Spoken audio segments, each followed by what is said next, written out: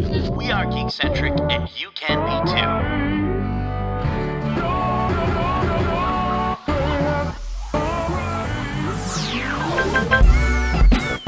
Love ya.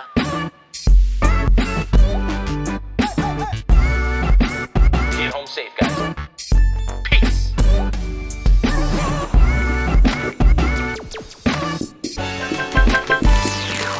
What's up, geeks, and welcome back to the Geekcentric podcast. My name is Justin, and today we're discussing all the things we're looking forward to in 2021.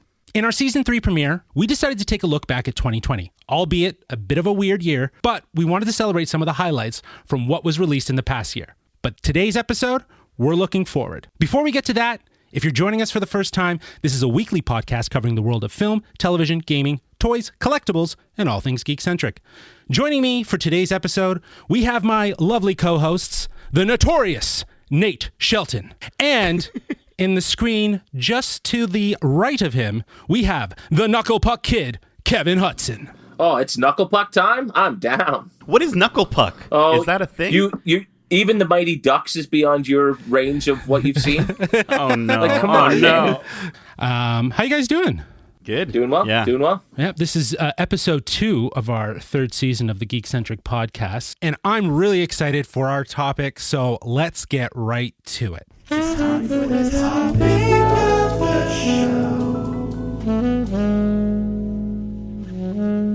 So as I already mentioned at the top of the show, we're going to be talking about things we're looking forward to in 2021.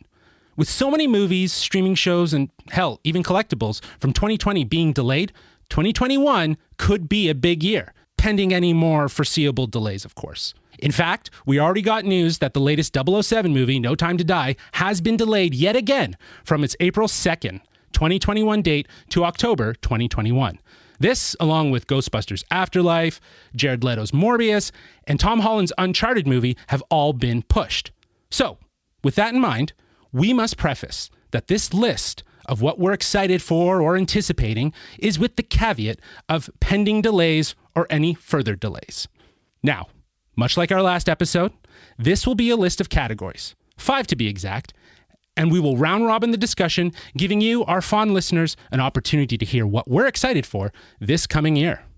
Are you guys ready to discuss 2021? Oh, so ready. Come on. You guys must have been doing some serious research and digging for this. Like how much, like it's crazy to see the lists of things that have. There's a lot. Yeah, There's tons. It was fun and I'm shocked. exciting. It's like, wow, this is going to be a jam-packed year, even, with everything that's going on. It's kind of exciting. Unless it all gets pushed back to 2022. I think there's still a couple categories that we'll discuss that are a little bit more certain. Yeah, sure. Some of the movies might be, wishful thinking. We'll see, but I think TV and stuff will be safe. Yeah, I think streaming is going to be safe. It's the productions of streaming that might be, like things that are in production that might be coming out or should be coming out in 2022 that could be delayed. To your point, Kevin, it looks like maybe movies, I think in the latter half of the year, if this thing gets pulled any longer. And I think some movies could get pushed from the end of 2021 to 2022. All right, let's get right into it. Let's start with our very first category. Guys, I want to know, what upcoming streaming shows in 2021 are you guys most looking forward to? Kev, why don't we start with you? As I said to start off here, it was super exciting, sort of looking into some of the shows that are coming out, and I'll be the first to admit that some of the shows that I'm most excited about, I had no idea were even a thing or coming soon as I was putting together my list. So, I think there's a few obvious choices, especially for listeners of ours. They'll know we're big fans of things like the Disney Plus shows that are coming out. And so I think the ones I'm excited for are back on my good friend Network TV. Wait, what? Yes, I know. It still That's still exists. a thing in 2021? It still exists. I'm not sure where, say, somebody who's on the whole streaming Hulu's and all these things would find the next iteration of American Crime Story. So that's the cool. the series from Ryan Murphy. I loved the first season, which was OJ. I thought it was so well done. The second season with Versace, I wasn't as interested in the story and I didn't get as hooked into that one. But the third season is called Impeachment. And of course, that means it's looking at Mr. William Jefferson Clinton and one Monica Lewinsky. Mr. Bill Clinton is going to be played by Clive Owen. I think that's a very interesting choice there, so I'm excited to see how that goes. That is cool. Yeah, I'm excited for that. That's awesome. That's great. And Lord of the Rings, I'm very excited for, if only because the fact that they've put down a 5-season commitment and over $1 billion into the production budget. I want to see what this is going to be like. This could be Game of Thrones level in terms of, production quality and scope. So who's to say that didn't inspire the idea of doing Lord of the Rings as a TV show? Right. Like, I 100% think that is a huge part of it. You called me the knuckle puck kid at the beginning of the program, and that's very fitting because hopefully this year we get to see The Mighty Ducks Game Changers on Disney Plus. Yeah. Lorelai from Gilmore Girls, isn't it? Yeah, right? she's kind of playing the Gordon Bombay role in this one. Yeah, that's so cool. It's going to be interesting. And now I know Gordon Bombay, Emilio Estevez. He's going to be in it in some capacity. I'm not sure. I think he's the villain, actually. So that's awesome. So he's like the Mr. Duckworth of this one. That's exactly. Yeah, cool. I think that's it. That's very cool. Can you kind of give off maybe some Cobra Kai vibes or something like that, right? And maybe that's what they're seeing, and they're maybe trying to replicate That's it. such a good shout because the quality and success of Cobra Kai gets me excited that a project like this that would seemingly be not very good, it has the potential to at least be fun and engaging in a sort of way. I'm not looking for a Sunday night HBO drama quality show here. I just want to have fun and get back into like they're wearing the old school Mighty Ducks jerseys. Like, it's just like, yep, I'm hooked on that. It's gonna be dope. And then I had one more final one, and this was one where I had never heard, I didn't know it was coming out, but it seems very fun. Steve Martin Short, and Selena Gomez star as true crime fans who become embroiled by an actual murder in their apartment building. This is called Only Murders in the Building. It'll be on Hulu, so I'm going to have to struggle to find this one. But this has a very Manhattan murder mystery vibe. That was a 93 Woody Allen movie where a husband and wife are convinced that their neighbor has murdered his wife.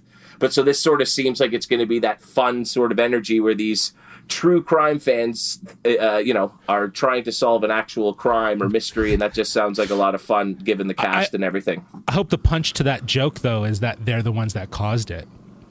Maybe, who knows? Hopefully you didn't just spoil it for me. Okay, that's one off my list of what to look forward to. No, but very cool. So yeah, I just tried to find a few that's a thing, and I got kind of excited when I was doing that. Yeah, no, for sure. Nate, what shows are you looking forward to in 2021? Well, I mean, I'm going to go by the book here and just talk about all the Marvel and Disney Plus stuff that we're going to be expecting. Yeah, I'm on the same page with that. I 100%. That's the looking at the list. I think a lot of it has to do though with the fact that we're already in 2021 and we're watching WandaVision. Sure. Yes. And I'm enjoying WandaVision. Last year, as I said in the last episode, The Mandalorian was one of the highlights for me. So I'm definitely on that trajectory of looking forward to. Loki is, I think, the one that I'm most excited for, followed up with maybe Miss Marvel if that ends up coming out towards the end of this year. But this could be a big year for them to get some universe building content on this streaming platform that is promising to be what it is. For sure. Yeah. So. Yeah, well, I mean, speaking of streaming, I mean, before I talk about kind of the main thing that I'm stoked about, I wanted to just quickly mention Foundation is a new streaming show coming to Apple TV Plus. If you haven't watched the trailer for it, you have to go check it out. I think, Kevin, you were talking about the Lord of the Rings potentially being like a Game of Thrones level show. I think this might actually be a Game of Thrones in space. Based on Isaac Asimov's book. And yeah, dude, it looks so cool. I'm so in for it. I think it's going to be a huge win for the service. And yeah, it just looks really suspenseful and dramatic and epic, and it looks like one of those series that's it's not going to hold your hand. David S. Goyer is behind this whole project. Yeah, this is interesting. Does it have a hard date? Sorry, I don't believe so. I just have 2021. I heard about it middle of last year, so it's I'm sure it's well on its way. And then diving into the Disney Plus stuff, of course, the Book of Boba Fett and Falcon and Winter Soldier and all that stuff.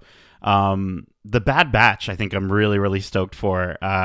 Jumping back to more Star Wars animation, I was just such a big fan of the Bad Batch from the Clone Wars, and they were the highlight of that season. And it's gonna be cool to see like more of Order 66 from the Empire side. Yeah. Right? Like it's gonna be really cool to see kind of like how that all panned out and what that looks like from that side, because we really don't see it.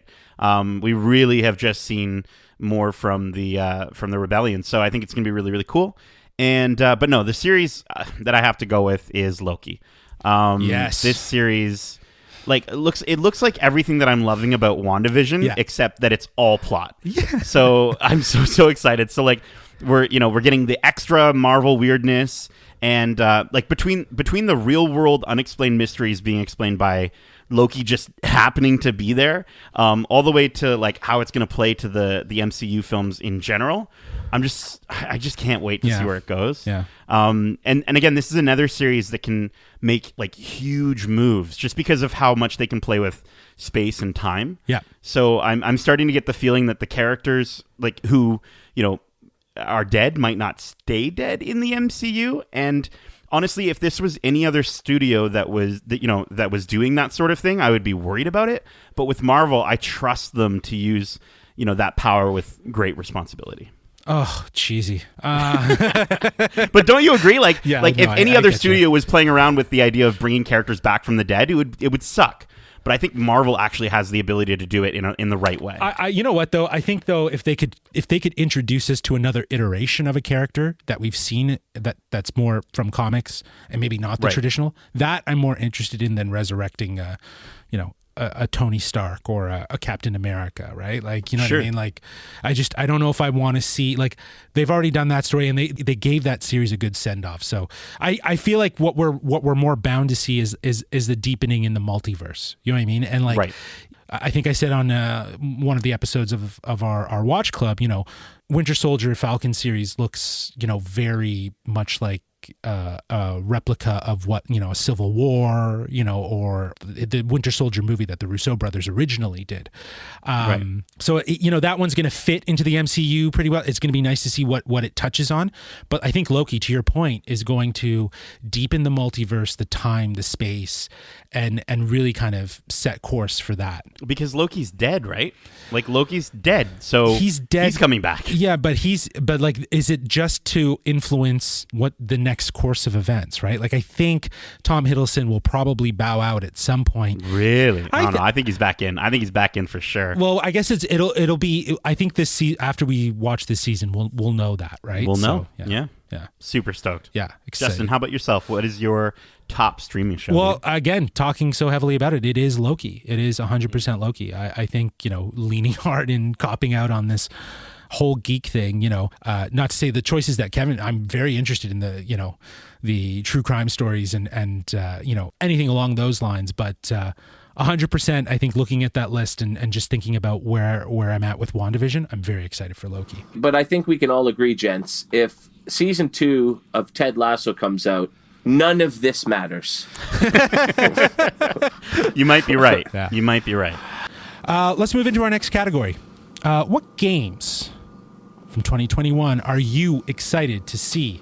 Kev, let's start with you. Yeah. I hate to start off twice in a row, but I think I have to start off on this just because I am kind of the on the bottom of the totem pole here. But I think the majority of my year in gaming will be finishing Assassin's Creed Origins and moving on to play Assassin's Creed Odyssey. And then I think I'm going to cave and probably do Spider-Man Miles Morales at some point. Nice. But again, so I'll be way behind everything as new games come out. Looking at some of the titles coming out, if I were intrigued by one, it was a game called 12 Minutes. Yes. So this is essentially a top-down thriller in which you have 12 minutes to solve a series of mysteries. Basically, after your wife informs you that she's pregnant, you tell her you already know because this already happened. Then inform her that a man is coming to hurt them because he believes she killed her father. And essentially what you have to do, it's almost like a mini Groundhog Day. You have to keep reliving the same situation over and over until you can solve the problems that arise and move further and further along. Like, it just sounds like such a cool concept. I love the look of it all being top down the way it is, and you'll sort of open up new rooms in your apartment and they don't give too much away, but if you have a chance, check out the 2-minute trailer. It looks really, really cool. So yeah, that's one that I might check out, I think. And I mean, even the cast, Willem Dafoe, James McAvoy, and Daisy Ridley. So they got some heavyweights in that cast. So that was pretty cool to see too. Mm-hmm. That's crazy to get that much star power behind the game. That's pretty good. And that was actually added like really late into development, because they only announced those names like late last year. You almost wonder if December. It's just so good. They're like, we should put a little bit more mustard onto this bad boy, Absolutely. As you discover what you have as you go. So I didn't know that cool. wasn't an original sort of plan. So that's cool. Yeah, I can't wait. And Annapurna Interactive, like, if you've not looked at their previous games, like, they just make the most unique story-driven games that they do so well with. So definitely, yeah, dude. Oh, I can't wait to see what you think of that. Yeah, I in terms of the gaming category, I'm sort of looking at, I have the PS5 now, and I'm excited for what games are going to come in terms of like the graphic capabilities. One game that I've heard a lot of, and I actually haven't played the original, but I'm excited to see what it's going to look like on the PS5 is Horizon Zero Dawn, the follow-up to that. It looks incredible from the trailers and the visuals that I've seen. The lighting, just the environment looks so pretty. And I've heard great things about the original Horizon Zero Dawn. And you haven't played it yet. No, I have it now. And okay. I finished Spider-Man, and I think I'm going to go back. It's actually, this is also tied into another game that I found on the list. But I've been playing God of War as well. I haven't finished that. And God of War Ragnarok is coming. So that one I'm excited for. Same reason though, graphics and the story and stuff like that. And I know, Nate, you're a huge God of War fan, so I know you feel me on that, bro. Absolutely. But Nate, I am interested to hear, because again, the category exists because of your constant gaming influence to the Geekcentric culture. So what games are you looking forward to, man? Oh man, this was probably the hardest category for me to narrow stuff down. So I mean, I'll quickly list things. You got Far Cry 6, you got Gotham Knights coming out, which I think is going to be fantastic. Ghostwire Tokyo, Little Nightmares 2 is another really, really, really, really good one for the spooky times. Just ones that I wanted to talk about like a little bit more though. There's a game called It Takes Two, and Kevin, I want you and Sarah to play this game so bad, or even Justin, you and Angie. Like, it's a co-op game. It's made by Hazelight Studios, and Hazelight is a studio that they only make co-op games. So they only make games that you can only play with another person. You can't even play it single player. And it's super cool. So it's a game called It Takes Two. It's not like the 90s movie. It's about this couple they're basically going through couples therapy, and they are turned into dolls by a magic spell, and they're trapped in this fantastical world, and the graphics are very sort of almost claymation looking. It looks like so much fun, but the trailer, just like the music choice for the trailer and just everything about it, just looks like it's a ton of fun, and I cannot wait to check it out. So you definitely have to try it out. That looks awesome. Yeah. Right? Other than that, and then of course you mentioned Horizon Forbidden West. It's crazy that the studio that made Killzone, like grew up making Killzone, is making these Horizon games, and the new one just looks so good. It looks so good. Kena, Bridge of Spirits, looks like this incredible, like the graphics look unbelievable. And it almost looks like a Legend of Zelda game on PS5. Like if you were to just take Legend of Zelda PS5 graphics and star a female protagonist, it looks so great. The Legend of Zelda Breath of the Wild sequel. I hope this game comes out this year. It would be the sequel to the best game in the franchise, in my opinion. And there's rumors that you'll be able to play as Zelda herself, which I can't wait to see. How do they improve upon what they already have with Breath of the Wild, given that they're probably going to use that engine again. I think it's going to be fantastic. Yeah, Halo Infinite. Halo is like my favorite first-person shooter franchise ever. And I think they've kind of lost their way a little bit narratively with the last couple games. And this was supposed to launch with the Series X and S, but the gameplay and visuals got so much backlash from the community. Like, it looks so dated, and it does. It looks very Halo, which maybe I'm giving it a pass for, but I'm super stoked to see how they fix that game up, and hopefully it comes out this year. But guys, I gotta just say, the one that I'm most excited about, Justin, you already mentioned, God of War Ragnarok. And we don't even know if Ragnarok is the official title. In the reveal trailer, it just says Ragnarok is coming. But I have to say, God of War 2018 by Santa Monica Studios is such a masterpiece in gaming. Like, it holds the title of my second favorite storyline in a video game to date, next to The Last of Us Part 2. But they pay attention to so many little details in the game, and it's so good looking, but I would say it's rivaled only by Last of Us 2 or Red Dead Redemption 2 in terms of like the details. I have no clue how they're going to top themselves. I think they can make a game that's just as good but not better. We'll have to see. But also, again, much like a lot of the things we're going to be talking about on this list, I think it's going to get pushed to 22. So I'm not too sure there. In which case, Ratchet and Clank will become my top of 2021. Oh yeah, that one that one I'm excited for too, especially because of like the game engine and what they're going to do with how just the loading times and just things happening so much faster. So using the ability to load new levels because of the solid state drive in the PS5. Yeah. Is so cool to see that happening in real time. Yeah. And the game looks like a Pixar movie, dude. Yeah. Like, that's... Yeah, it's very clean. It's very clean. Give it to me now. Awesome. Anyways, I just wanted to mention all of those things because I am so excited. And I think 2021 is just another banger year for video games. Like, it just doesn't stop, dude. Well, now that we know that you're excited for every game that's coming out in 2021, and you know what? We know you're going to buy every single one. Yeah, I've already pre-ordered all of these. Yeah. But for our next category, I would love to know what's something you can't wait to buy in 2021. Nate, why don't we start with you on this one? If my money doesn't go all to games, then I will probably buy some more things. Of course, I got to give another shout out to Galaxy's Edge. We talked about it in our previous podcast and how we went there at the beginning of the year for Kevin's wedding, and it probably won't be this year though. So as much as I want Count Dooku's lightsaber, I'm gonna push it to 22. And we'll get it then, because I don't have enough lightsabers, you guys. You have more lightsabers than General Grievous at this point, man. It's ridiculous. I was thinking of maybe taking up smoking so I could become General Grievous. There you go. But no. Two things I want to mention really quickly, and then I'll get to my main one. So, Jesse Hernandez is a toy designer who designs toys for Unruly Industries, and he is putting out two really, really fantastic statues. I've already got the Iron Man one, but he's putting out a Wolverine and Batman.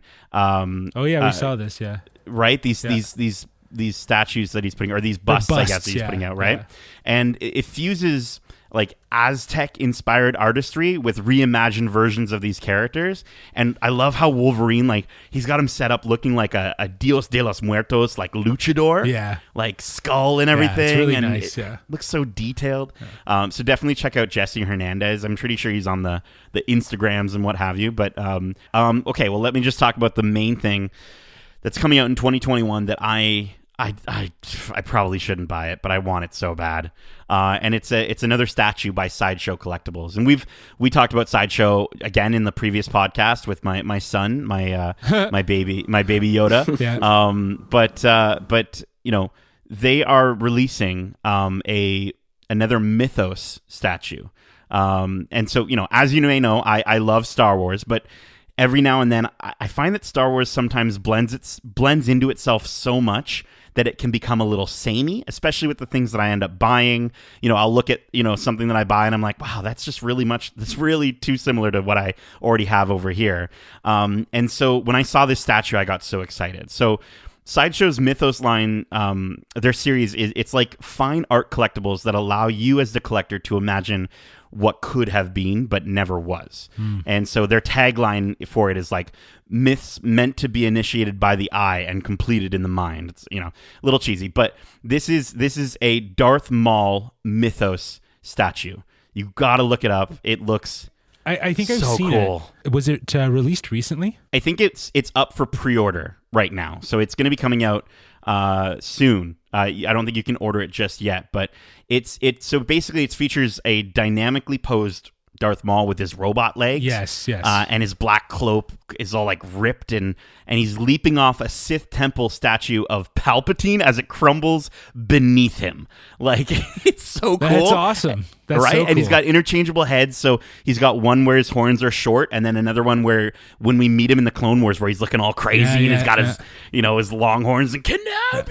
Like, I'm looking at the pictures now. It looks insane. And so, and like, this is pretty large too, right? We're looking at like, it would be to scale with the Kenobi one that they put out a while ago, and I actually ended up getting in Chicago in 2019. Oh, cool. Yeah, this will then go good with that. Right, it would just be so perfect. Of course, I'd have to use the young Kenobi head with it, but the cool thing is, they're to scale. So, like, I'm thinking having one on one side of the couch, one on the other side of the couch. I don't know.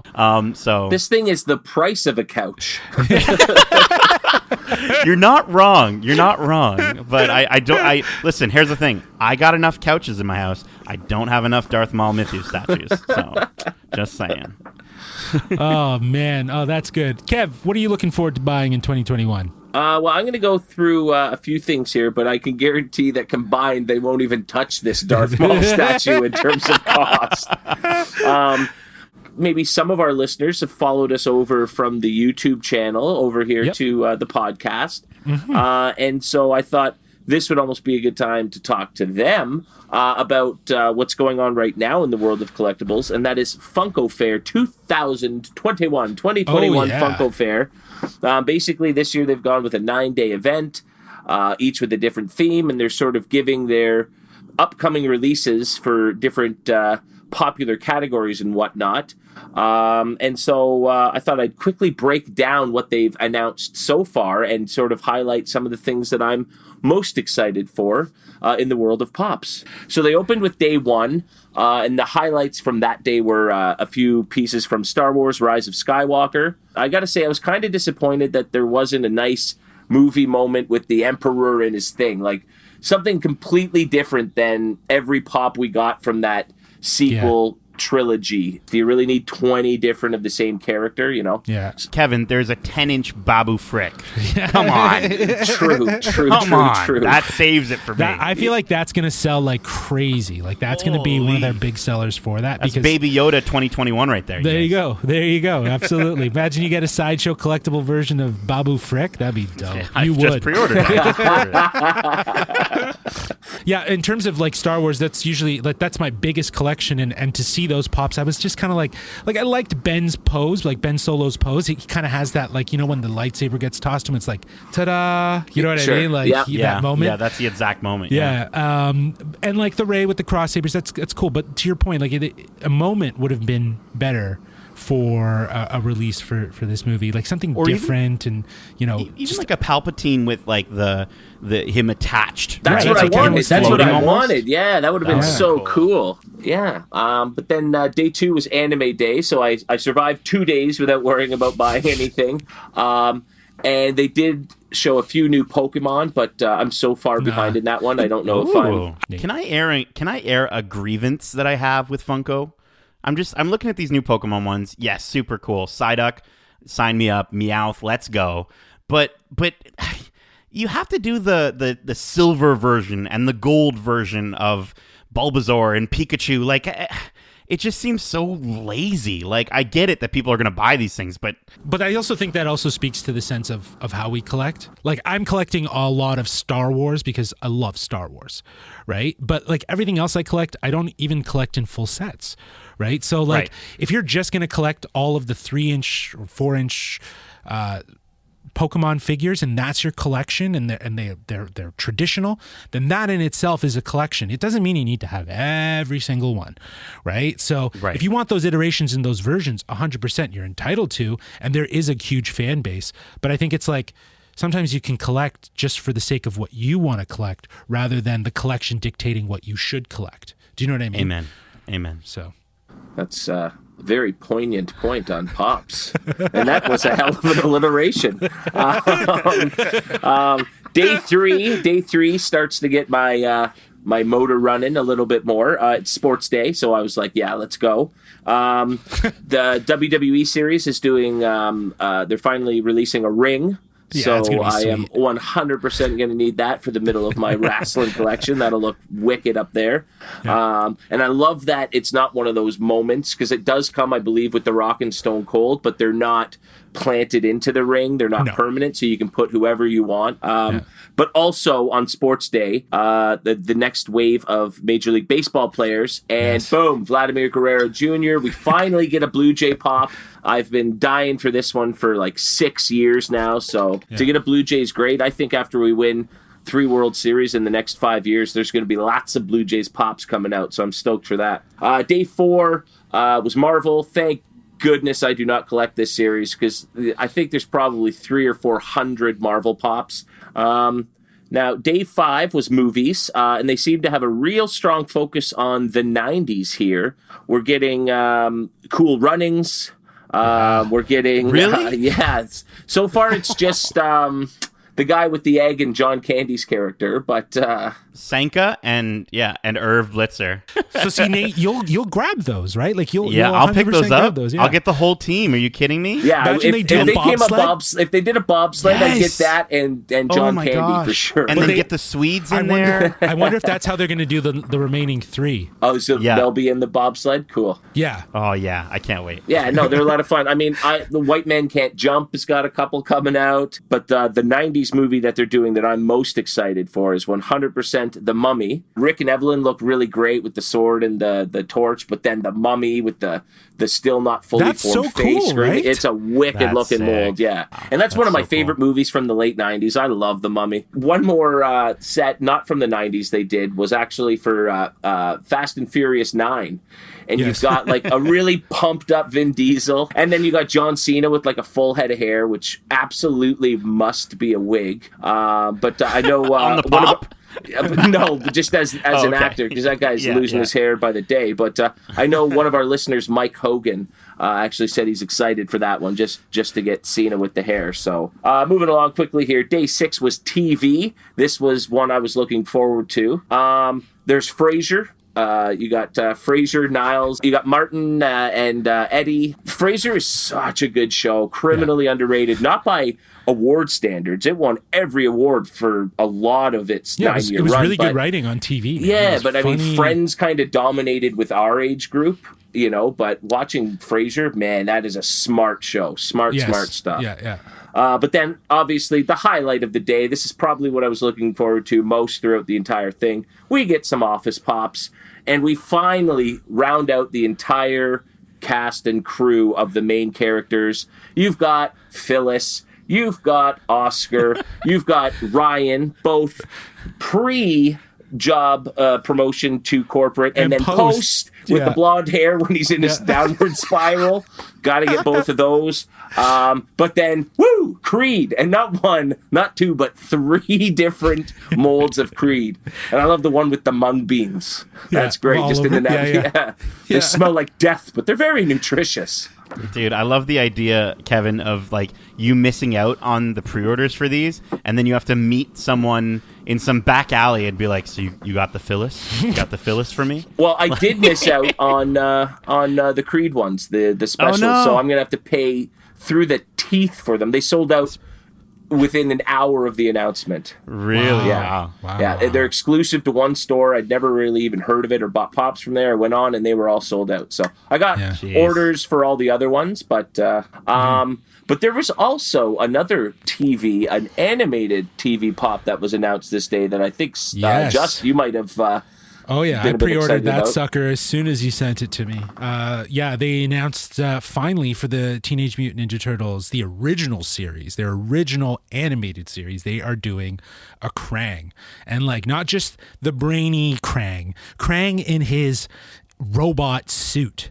Like it's going to be, it looks epic. And you know what I appreciate about this pop is that it kind of fits the old mold.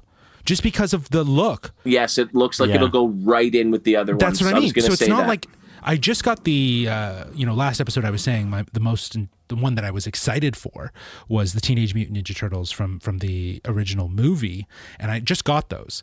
And like looking at them, they are so dynamic and so well done, like in terms of pops. And when you put them next to the other ones, it's so great to see the evolution of Funko. But what's nice is that at least with Krang, he's going to fit in with that original series really, really nicely. So I'm super, super stoked to get my hands on that. Do you think that little Krang is removable? Well, that's what I'm wondering too. Like, does he come out? That would be cool. Yeah. The only other things that I was actually really excited about, because I've picked up a couple Unruly sculpts, some of from their sneaker collection. I was gifted one. The Thanos that you guys got me, designed by Joe Della Gata, is absolutely fantastic. And I also picked up this past year the Deadpool, Black Panther, and Miles Morales figures that were designed by Tracy Tubra. Man, the molds on those are so good. So it makes me want to buy a few more from Unruly, because like they're really unique. Yeah, I absolutely love the Stan Lee that they're coming out with. I think we must have. I think we've shared it with each other. I think you guys know it's him kind of like in an action pose on a page of a comic book.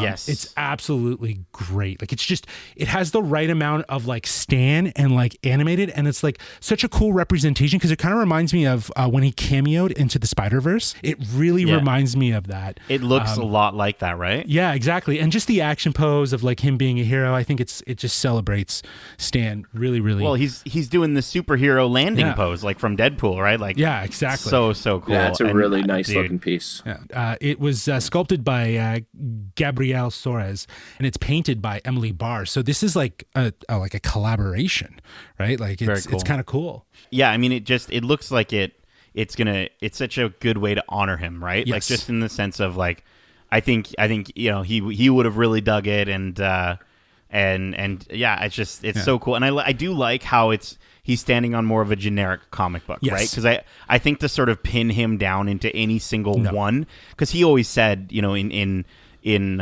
interviews that, like, they're all like his babies, right? Like he couldn't just choose one. Like I think he really enjoyed Spider-Man, but like, of course, and Fantastic Four. Four. It's such a really it speaks to is his impact on comics, right? And it's just done. Well, he's literally punching a comic.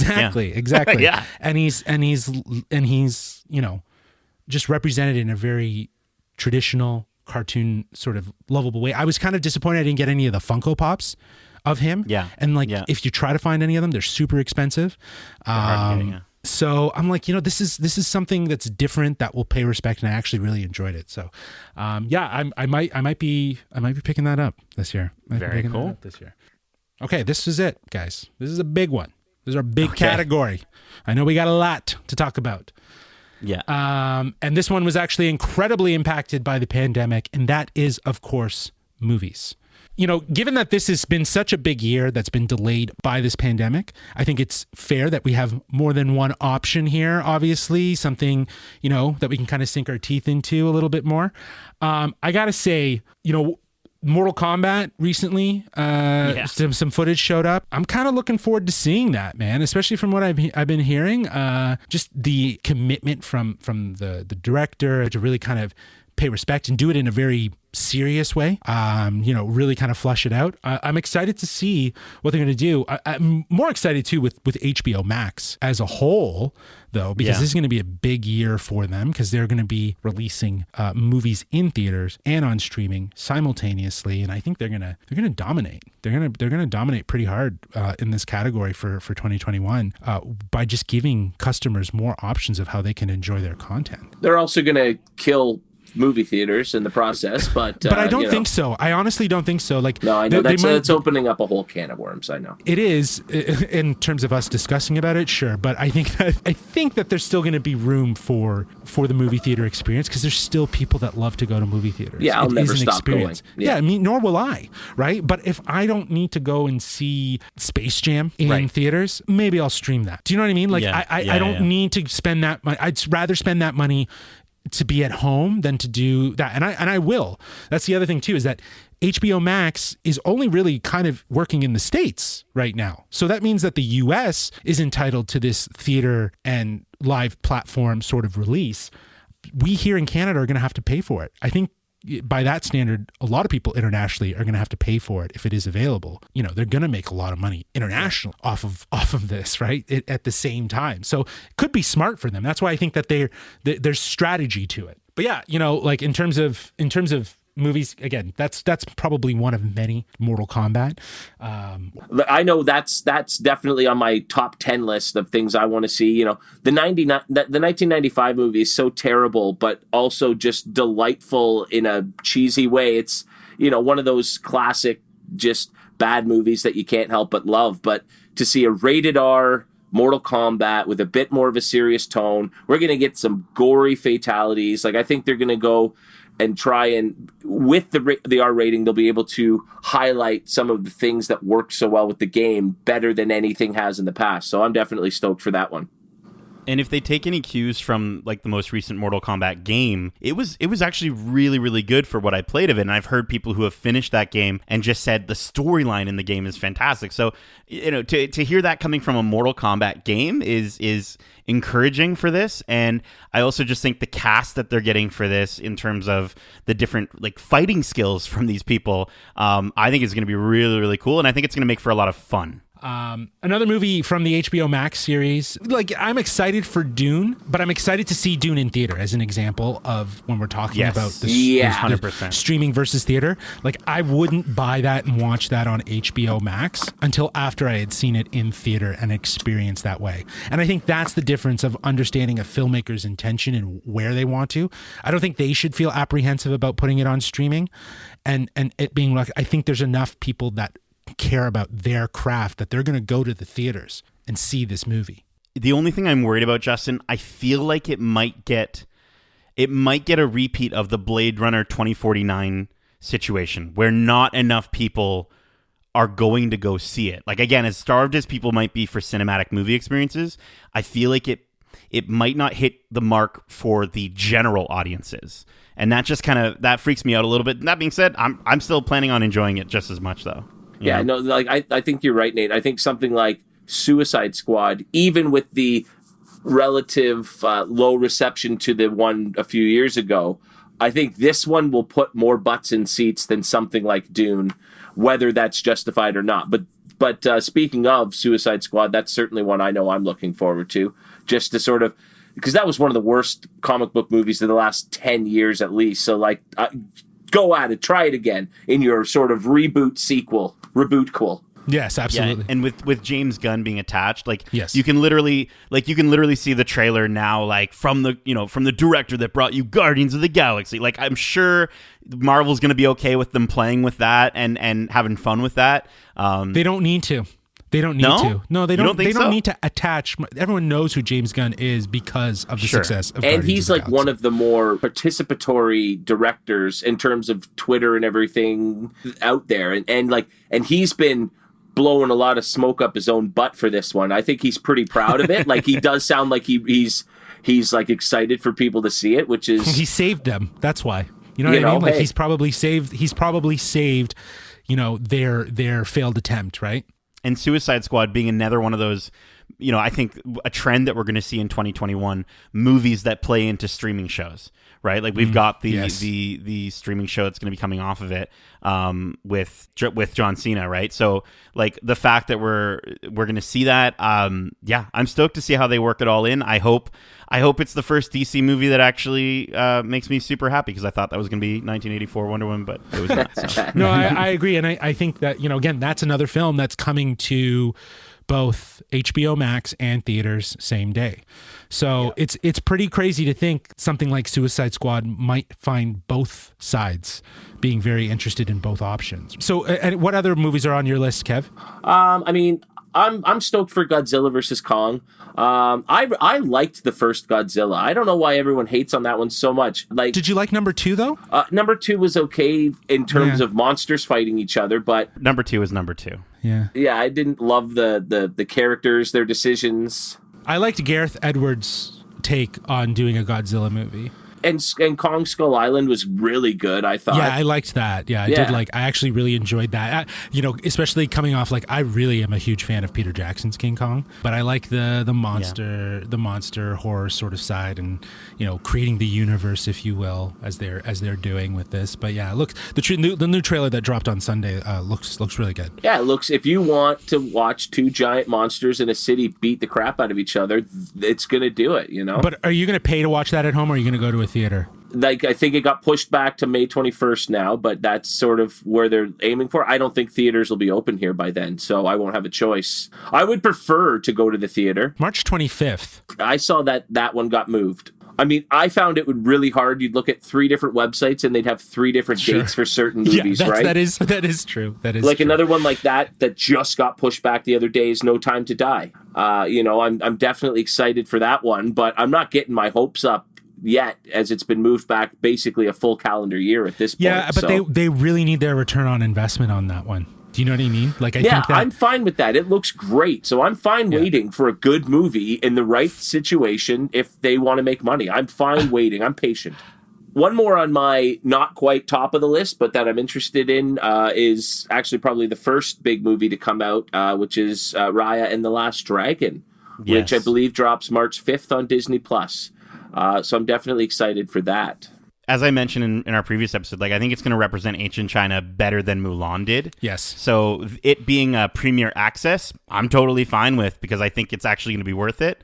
And dude, it's giving me Avatar: The Last Airbender vibes. So let's go. Well, let's go, Disney. They've actually had to speak out on that, and the creator said that they hadn't seen Avatar until after they came up with a lot of the concepts, and then he went in and watched the show and said, "Oh, I love it, and if I'm gonna get comparisons to that, I take it as a badge of honor." Awesome. And it seems like, though, it's not necessarily based in current times, though, right? No, it's mystic ancient China. Picture ancient Greece with the gods and everything like that, right? It's a mythical sort of telling of a story where magic and stuff exists, From the latest trailer, it seems to really blend a lot of cultures, to really kind of show a little bit of everything in the world or wherever we are in this movie. But yeah, I'm excited to see it, Nate. I saw the trailer. It looks stunning. Oh, I can't wait. Obviously, there's a lot to look forward to, but I have 3 movies that sort of stand out the most for me.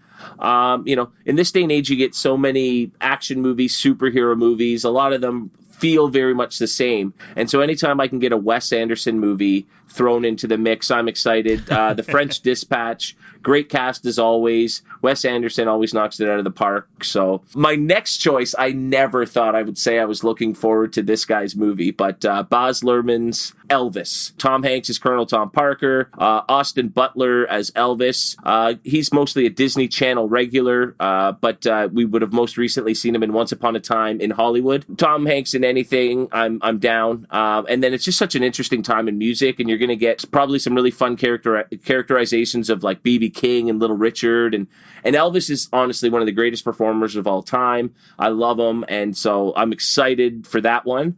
And then Ghostbusters Afterlife. I hope we get it this year, but I just think that Jason Reitman taking over the mantle from his father, apparently he showed his dad, and his dad burst into tears with just such joy and pride. Awesome. And so, especially after the disappointment that was the reboot a few years back, I'm looking forward to continuing the actual original story with the characters and everything like that.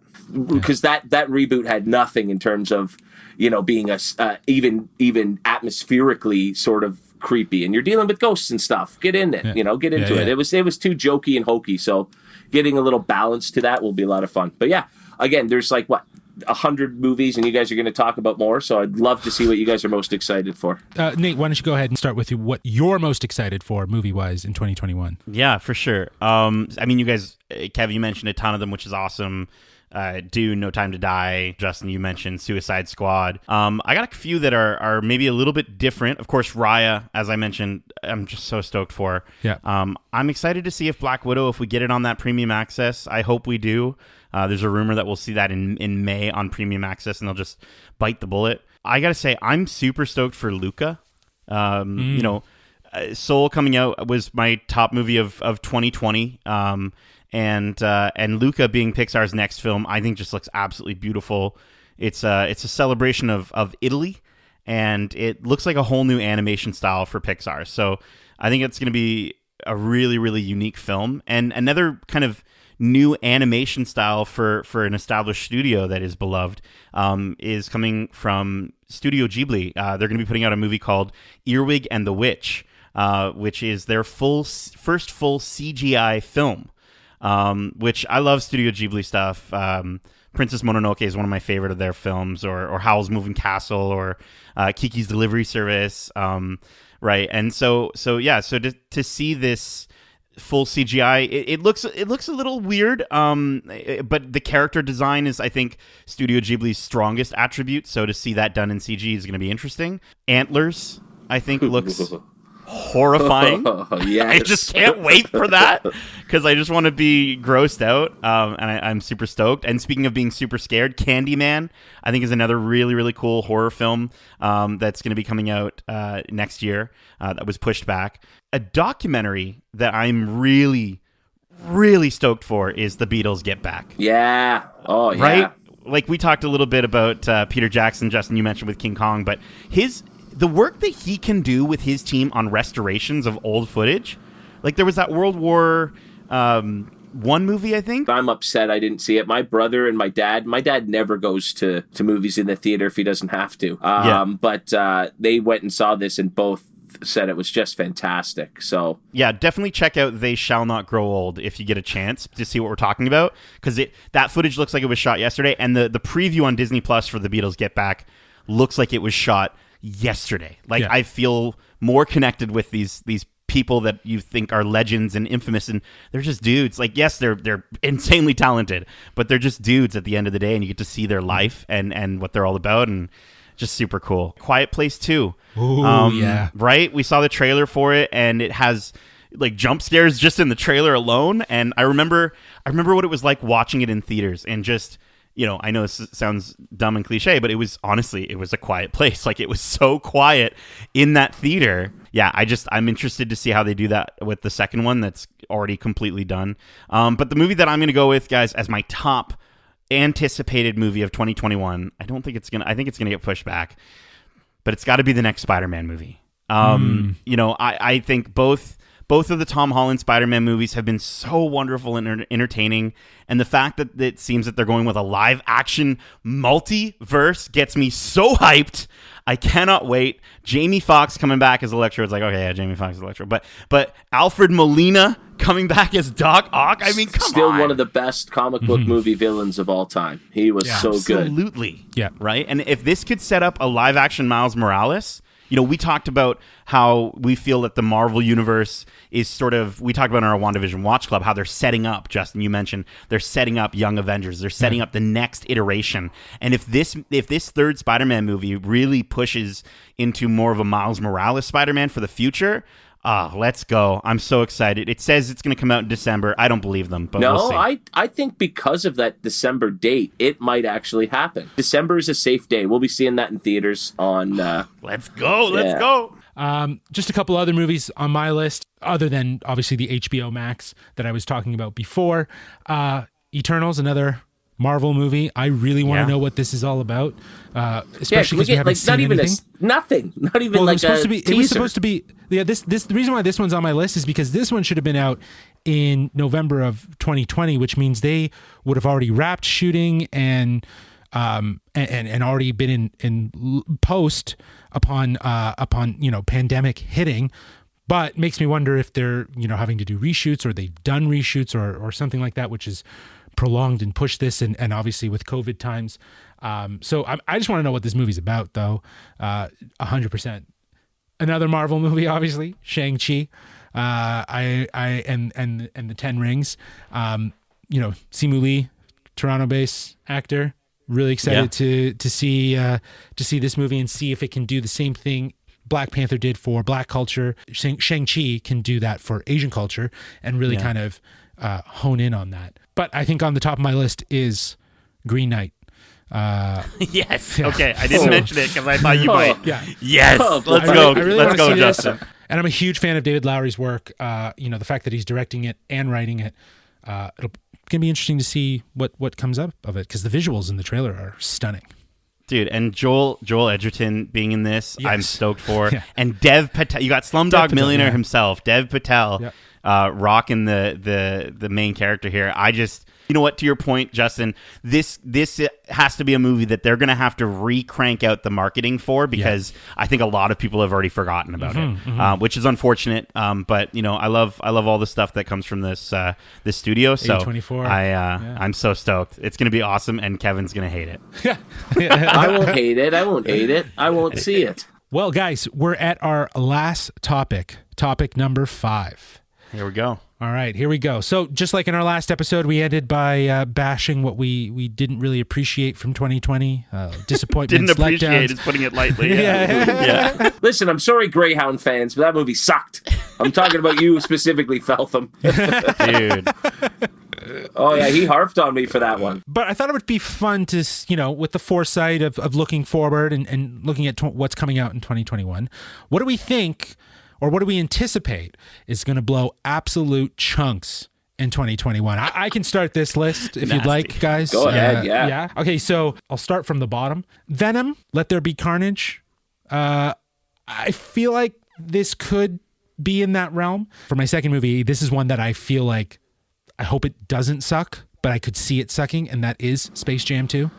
Yes. I have that on my list. Okay. Because the original isn't good.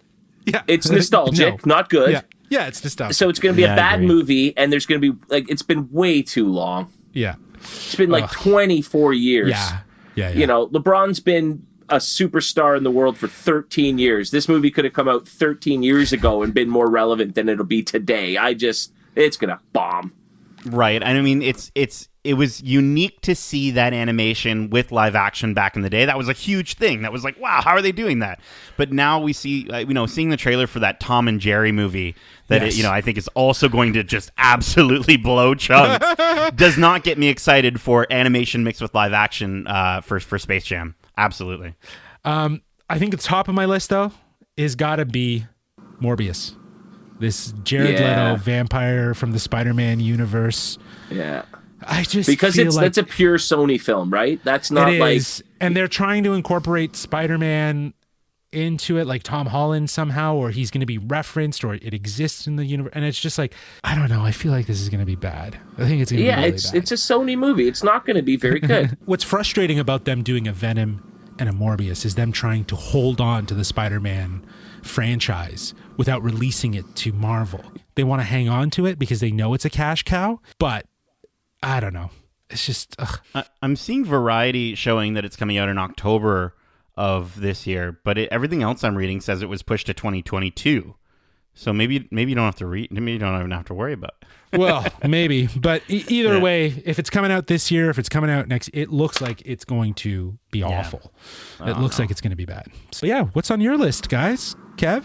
Well, you already mentioned Space Jam. I think that one's just not going to be very good. For TV, I put Hawkeye. Really? I just think, honestly, one of these Disney Plus shows is going to suck.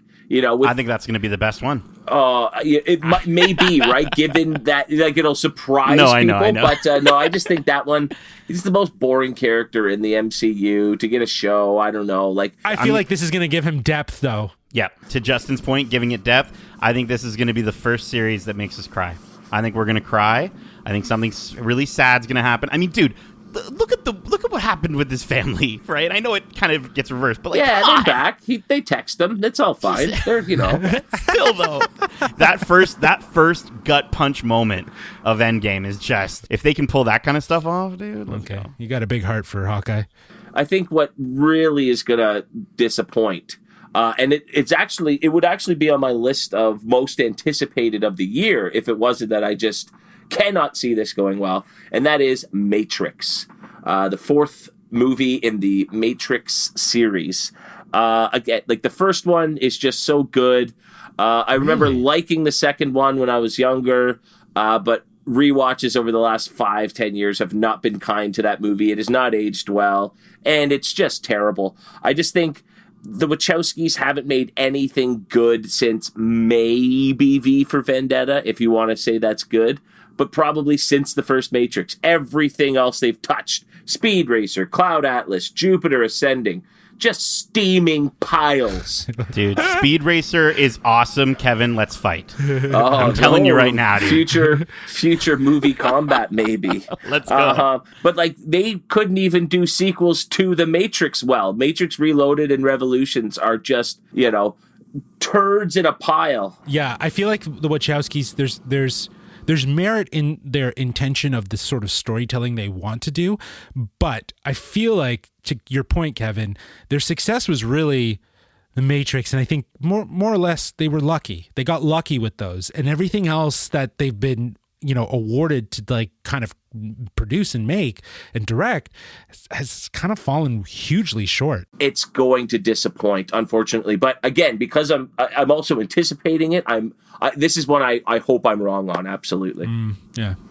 Nate, what's on your list of chunks to be blown in 2021?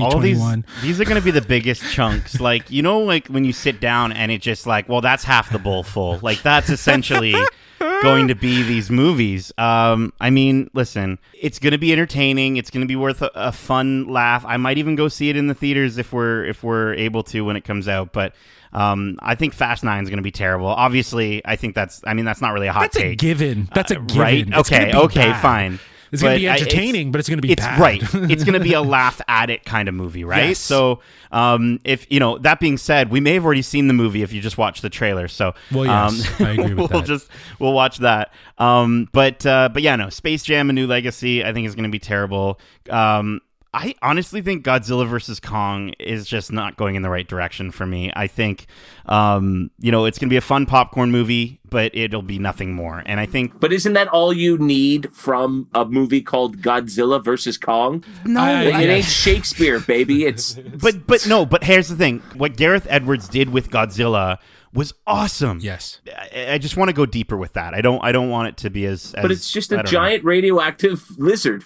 How deep can you go? To Nate's point, having like a story in the first one, it's now just become what it is, which is just a monster movie. Whereas in the first one, they tried to make a story around a monster movie and around a monster attack, very similar to like something like Cloverfield or something like that, right? Like, but I think it'll retain its fun because it is embracing it. Right? Yes. I think it's going to avoid the Wonder Woman 1984 thing of not knowing what it is. It's going to absolutely know what it is. I just don't like what it's become. Cruella, I think, is going to be another Disney Plus dud. I think it's going to go the way of like Lady and the Tramp or Godmother. Exactly what I was going to say. It'll release and people will be like, oh, I guess that came out. I don't know. Justice League Snyder Cut is going to be 4 hours long. Yes. So nope on that one. But the one that one, right? Absolutely. Like, and I think everyone is hopefully going to forget about it. But my top movie that is going to blow chunks, I'm telling you guys, stay far away from it. It's a movie that's probably already been done for years. They don't have to worry about the product placement because I don't think they'll have products in it. But it's called Chaos Walking. Okay. This movie, this is just more Twilight level young adult live action garbage. And I can't believe that our precious boy Tom Holland and our beautiful, beautiful girl Daisy Ridley are involved in Chaos Walking. Okay, like let me just quickly. This is the plot. Okay, in Prentice Town. Okay, Todd, has been brought up to believe that the Spackle released a germ that killed all the women and unleashed noise on the remaining men. After discovering a patch of silence out in the swamp, his surrogate parents immediately tell him that he has to run, leaving him with only a map of New World, which I guess is the name of where he is, and a message and many unanswered questions. He soon discovers that the source of the silence is a girl named Viola. Like, I know not every movie is made for me. It sounds like a Twilight. I get it. And there's going to be an audience for this. It just upsets me so much that these actors are dabbling in this dribble. Like, I guess, honestly, I really do think that you're going to see this at the bottom of a lot of Rotten Tomatoes lists. That's my prediction. Chaos Walking. I'm not looking forward to it. Call me a hater, whatever. But I Oh don't man, like if I was gonna bet on any of these sucking, that might be my new favorite pick. Jeez. Just watch the trailer, please. Just watch the trailer. You'll be upset that you wasted that time. But you know how it's going to go. One of these movies is actually going to be like, hell, that was all right. And one of the ones we're most excited for is just going to fall flat suck. yeah. So, Well, only time will tell as to which movie will suck more. But that's it for us, guys. We would love to hear from you and find out what you're excited about for 2021. Is it an upcoming streaming show? Is it an upcoming collectible? Any movies? Would you rather stream it or would you rather watch it in the theater? Let us know. You can reach us at wearegeekcentric@gmail.com. That's wearegeekcentric@gmail.com. We hope you enjoyed this week's episode. If you did, please give us a rating on Apple Podcasts. Also, 5 stars is the minimum rating. The minimum, you guys. The absolute minimum that you can give there. So please rate, review, let us know what you think. Because as always, we are Geekcentric and you can be too, which means you can also check us out on YouTube at youtube.com/geekcentric. Follow us on Twitter at GeekcentricYT and follow us on Instagram at WeAreGeekcentric. Nate, I know that you're getting the Twitch back up and running. Yeah. What are you going to be streaming over the next few days? Yes, next few days, obviously, we're going to continue with Super Mario Sundays. So if you want to see me play Super Mario 35 or Super Mario 64, come say hello. It's a lot of fun. I'm very bad at both of those games. But coming up soon, I am super stoked. I'm going to be streaming the very first Xbox Series X exclusive title, next generation title called The Medium.